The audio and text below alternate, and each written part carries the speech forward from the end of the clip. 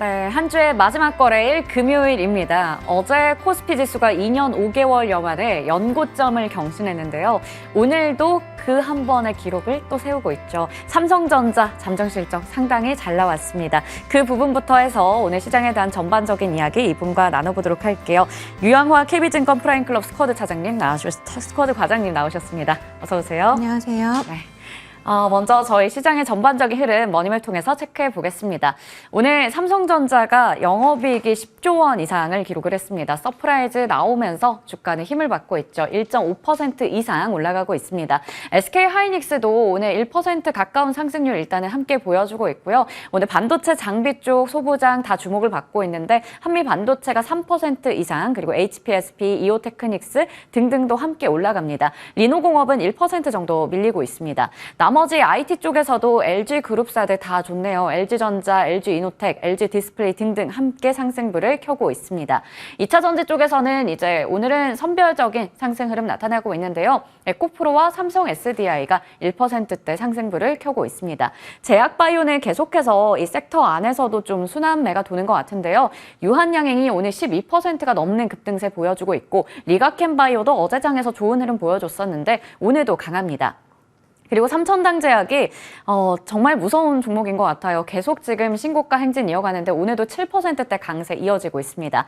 최근에 밸류 프로그램 관련해서 금융주들 보험 다 강한데요. 오늘도 이들 함께 기록을 세우고 있고요. 게임주 안에서 넷마블과 펄어비스 상승불 강하게 켜고 있고 삼성물산도 4% 이상의 상승, 로봇과 AI가 함께 주목을 받고 있는 가운데 레인보우 로보틱스가 5%대 강세 나타내고 있습니다.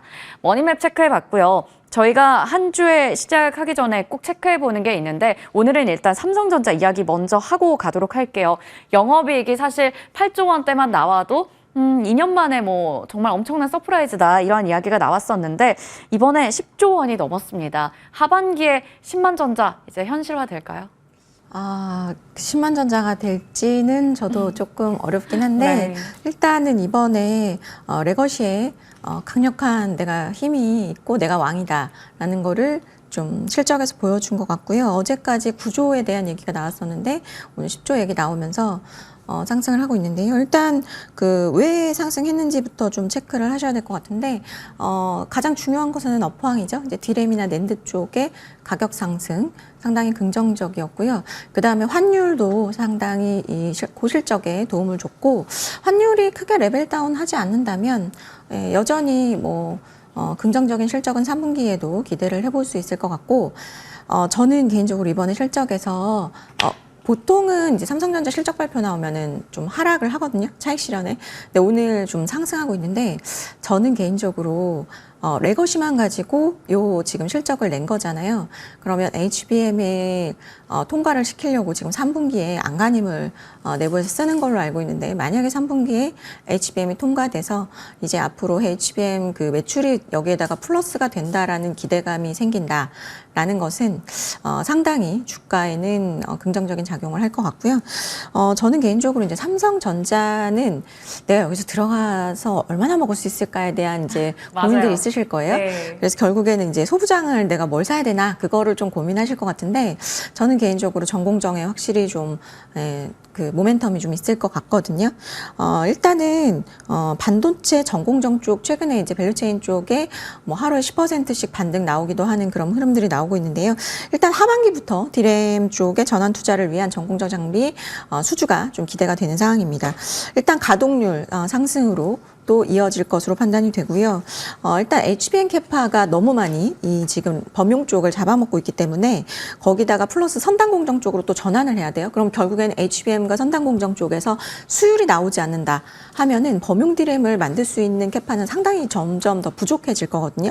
거기에 결국에는 계속해서 이제 팹을 운영하는 결국 공간도 부족해지면서 이제는 캐펙스 투자 특히나 이제 범용 디램 쪽에 전공정 쪽에 캐펙스 투자가 임박했다라는 말이 나오고 있는 상황이고 특히나 이제 TSMC에서 최근에 50조 원 투자한다라는 얘기가 나오고 있어요. 역대 두 번째로 많은 수치인데 그래서 최근에는 이제 미국 시장에서도 그렇고 국내 시장에서도 그렇고 전공정 쪽에 상당히 힘을 실어주는 이야기들이 많이 나오고 있기 때문에 전공정 쪽을 주목해서 좀 보시면 좋을 것 같습니다. 네, 전공정 관련해서 투자가 확대될 것으로 보이기 때문에 지금 삼성전자는 사실 우리가 목표로 하는 수익률이 다소 아쉬울 수도 있고 좀 10만 전자까지 시간이 걸릴 수도 있다 보니 전공정 관련된 쪽 체크해보자 말씀해 주셨어요. 자, 그러면 저희 최근에 사모펀드와 연기금은 어디에 주목하고 있었는지 일주일 추이를 좀 체크해 보겠습니다. 20일까지 이렇게 좀 뽑아봤는데요. 여전히 화장품과 음식료에 대한 관심도는 높은 것 같습니다. 뭐 한국 화장품 제조, 코스메카 코리아 등등의 종목도 이름 올리고 있고요. 한성기업과 사조시푸드 최근에는 이러한 좀 수산물 쪽 많이 주목을 받고 있는 것 같아요. 그리고 지금 제약 바이오 워낙에 비만 당뇨 쪽이 많이 올라오기도 했습니다. 이외에도 전력 인프라까지 여전히 이름을 올리고 있지만 반도체 쪽에 집중하고 있는데 그 중에서도 장비단 올라와 있거든요. 오늘 어디 볼까요? 네, 일단 그 기존에 이렇게 좀 그러니까 바스켓으로 안 들어왔던 쪽이 제약바이오고요. 7월 이제 첫째 주잖아요. 그러면은 이제 그 기관의 윈도우 드레싱이 6월까지 말까지는 나오고 네. 7월부터는 약간의 포트폴리오 리밸런싱도 있을 수 있는데 그 중에서 좀 눈에 띄는 것이 이제 제약바이오라고 보시면 되고 제약바이오는 제가 볼 때는 두 가지의 아주 큰 모멘텀이 있다고 생각을 하는데 그것이 단기적으로 이제 주가의 결정을 할 수 있는 요인 중에 하나는 어쨌든 수급의 빈집이다. 그게 제가 볼 때는 가장 네. 큰 호재인 것 같아요. 그러니까 약간만 매수를 하더라도, 예, 그 좀 지금 뭐 엄청 그 변동성 크게 상승하는 부분들이 있고요. 그 다음에 일단 그 뭐 수급적으로 결국 유입되는 것은 긍정적인 호재를 바라보고 유입이 되는 것인데 그 긍정적인 호재들이 또 일부 종목들에서 나오고 있고 그것이 이제 제약바이오에 좀 긍정적인 영향을 미치고 있고요. 두 번째로는 일단은 금리죠. 이제 미국의 바이오 ETF 같은 경우도 국채금리에 따라서 사실은 그 변동성이 굉장히 좀 유사하게 가는 부분들이 있는데 앞으로 이제 금리 인하, 지금 요즘 미국 경기가 안 좋은 데이터들이 많이 나오고 있기 때문에 금리 인하 기조를 본다면 제약바이오는 상당히 좀 하반기 쪽으로는 좀 긍정적인 흐름을 보일 가능성이 있다. 그 정도 보시면 될 것 같고요. 두 번째로 화장품이나 음식료 쪽 뭐 전력 인프라는 상당히 변동성을 보이고 있어요. 네. 근데 저는 상반기에 워낙 많이 올랐기 때문에 맞아요. 지금 네. 이제 찬집이잖아요. 네, 찬집에서 일단은 조금 비워내는 모습들. 왜냐하면 제약 바이오를 돈을 싸놓고 살 수는 없기 때문에 네. 예, 일부 이제 차익 실현해서 들어가야 되는 부분들을 감안하실 필요가 있을 것 같고 다만 2분기 실적 7월 15일부터 8월 중순이 되면 이들이 다시 일단 모멘텀 받을 수 있다라는 점을 좀 염두를 해놓으실 필요는 있을 것 같고 네. 마지막으로는 이제 바이오 소부장 오로스 테크놀로지가 이제 바닥에서 거대한 양봉을 만들어내면서 상승을 했는데요. 1분기는 약간 이제 매출 인식 지연이 있어가지고 실망감에 하락을 했는데 2분기는 괜찮을 것 같아요. 그래서 2분기에는 뭐 전공정이나 후공정단의 검사 장비 쪽이 모멘텀이 될 수 있을 것이라서 이제 바닥권에서 좀 관심을 지금 기관들이 갖는 상황인 것 같습니다. 네, 좋습니다. 자, 그러면 종목들 좀 체크를 해봤습니다. 오로스 테크놀로지 신규 라인업 확대에 대한 이 수혜도 기대해 볼 수가 있겠다 말씀해 주셨고요. 다음 종목도 좀 기대가 되는데요. 오늘의 첫 번째 잠금 해제 종목은 TSE입니다. 흑자 전환의 시간이 온다. 실적에 우리 좀 기대를 해보자라는 건데 첫 번째 투자 포인트 열어볼게요. 자, 먼저 우리 이 실적 주목을 해봐야 될 것 같은데요. 앞서 전공정에 대한 투자가 늘어날 거다 말씀해 주셨잖아요. 그에 따라서 삼성전자도 실적 잘 나왔는데 이 장비단도 실적에 대한 낙수 효과 기대할 수 있을까요? 네, 일단 실적도 내년까지 업사이클로 갈 것으로 판단이 되고요. 두 번째로는 HBM이라든지 향후 신기술 쪽에서의 모멘텀이 좀 있어서 주목을 해보시면 좋을 것 같고요. 동사는 이제 그 프로브카드, 그 다음에 소켓 등을 보통 이제 주로 보는데요. 낸드 같은 경우는 일단 업황이 부진했기 때문에 상당히 좀 좋지는 않았는데, 일단은 그 국내 대형 고객사, 메모리사들의 니즈에 맞춰서 최근에 이제 HBM용 그리고 이제 범용 디램 프로브카드 쪽에 퀄 테스트가 진행 중입니다. 원래 낸드 쪽에 이제 많이 포커스가 되어 있었는데요. 그 부분이 이제 모멘텀으로 작용을 할 것 같고요. 동사가 테라다인에 이어서 테스트 인터페이스 보드는 글로벌 2위를 차지하고 있는데 그래서 이제 그 국내 메모리 제조사 이외에도 해외 칩메이커들도 사실 고객사로 다수 확보하고 있습니다. 수출 비중이 한 60% 되는 기업이고요. 일단은 뭐 업황과 거의 궤를 같이 하는 부분들이 있기 때문에 2분기에는 약간 흑자 전환에 성공을 할 수 있을 것 같고요.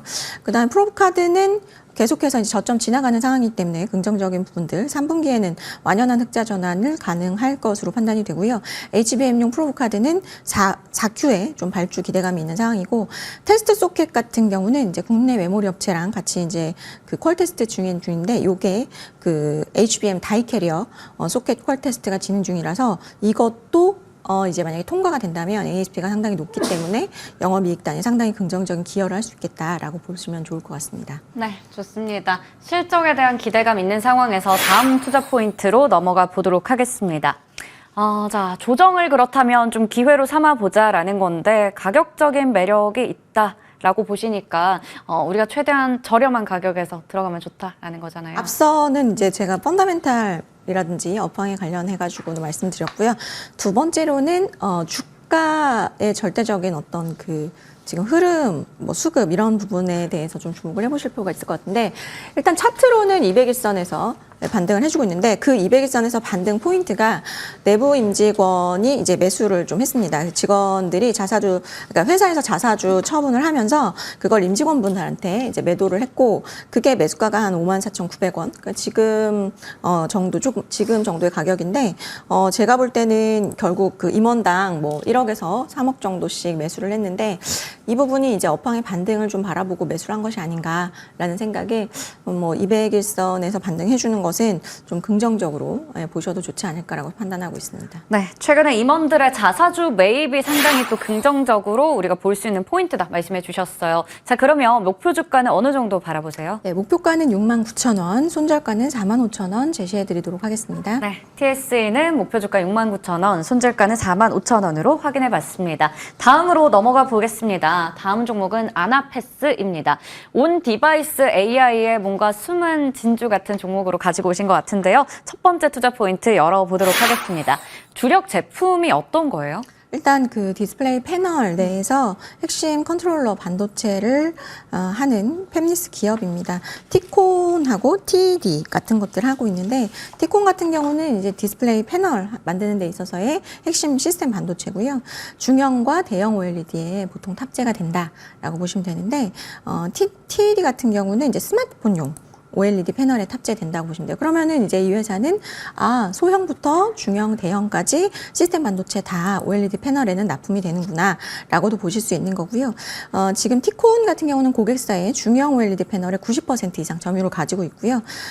이 회사는 좀 그러니까 업종이 그 반도체에도 속해 있고 디스플레이도 속해 있는 좀 특이한 부분들이 있는데 그러니까 디스플레이 안 좋을 때는 디스카운트 됐다가 뭐 약간 네. 그런 좀 특징이 있는데 오히려 지금은 반도체도 살아나고 디스플레이도 OLED가 확장되는 국면에서 양수겸장의 종목이 될 수도 있다라고 보여지고요.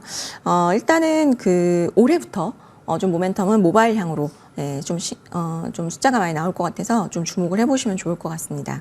네, 좋습니다. 올해부터는 확실히 좀 기대해 볼 수 있는 게 반도체 쪽 디스플레이 다 이렇게 한 다리씩 걸치고 있다 보니 거기에 대한 수혜 기대감이 있는 것 같습니다. 다음 투자 포인트 볼게요. AI PC도 앞으로 지금 여러 빅테크사에서도 다 내놓고 있는 쪽이고 이쪽에 대한 산업 성장 기대감 크거든요.